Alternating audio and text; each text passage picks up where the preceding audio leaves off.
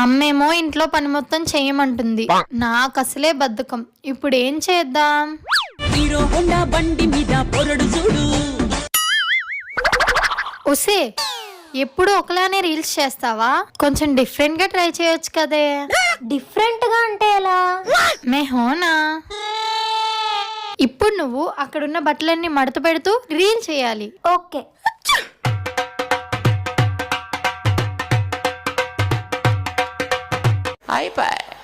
గిన్నెలు తోముతున్నట్టు రీల్ చేయి, ట్రెండింగ్ లోకి వెళ్ళిపోతావు.